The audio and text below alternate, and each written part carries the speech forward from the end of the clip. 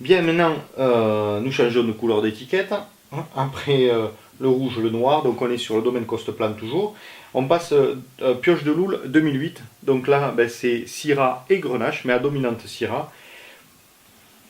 C'est un vin très sympa. On est vraiment sur un caractère très caractéristique de la Syrah dans certaines de ses expressions. Donc la Syrah est un cépage. Voilà. Celui-ci, le carafage est pas forcément nécessaire. Il peut servir simplement à arrondir les tanins. Donc les tanins, c'est les petites choses qui grattent sur le dessus de la langue, donc qui râpent quand on l'avale, qui peuvent assécher la langue.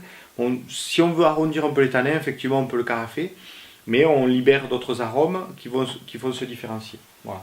Au niveau de la couleur, ben, on est sur un joli rouge, un petit peu plus épais que sur le grenache, légèrement plus épais que sur le grenache.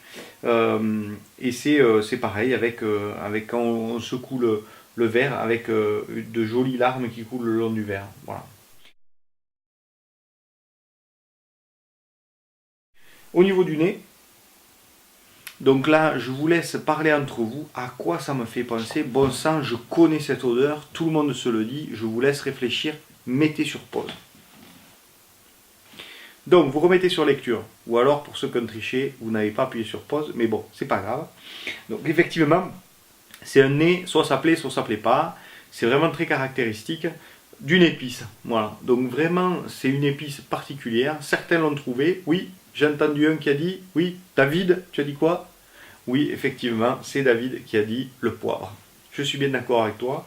Donc le poivre, c'est vraiment un nez sur, voilà, le nez sur le poivre. Donc la Syrah amène ce nez de poivre qui est vraiment extraordinaire. Voilà. Donc là, pour ceux qui aiment les plats épicés, les plats un petit peu poivrés comme ça, bon, mais en général, ces gens-là adorent ce vin. Ceux qui apprécient pas forcément les plats épicés et le poivre, bon, mais ils seront un peu déçus parce que ça leur rappelle des odeurs qui sont pas forcément agréables pour eux. Voilà.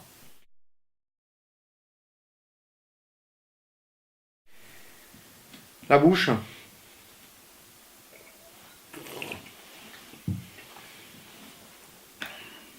c'est pareil, l'attaque, on est sur le poivre. Et c'est le poivre qui domine en bouche, avec des tanins qui sont très fins, très délicats. La bouche coule tout doucement comme ça. Et on a envie, c'est le genre de vin qu'on a envie de boire jusqu'à la fin. Enfin, moi, c'est un de mes critères. Quand je me dis j'irai bien au bout de cette bouteille, ça veut dire que celle-là, elle est quand même délicieuse. Voilà. Donc pour les accompagnements, eh ben, c'est pareil que son petit frère, sauf que là on peut aller sur des bœufs un petit peu plus travaillés, sur des sauces, mais aussi sur des plats méditerranéens, sur des tagines, etc. Là vous allez vous régaler. Voilà, j'espère que vous avez passé une bonne dégustation tous ensemble. Continuez à en profiter, videz vos verres et régalez-vous. Au mois prochain.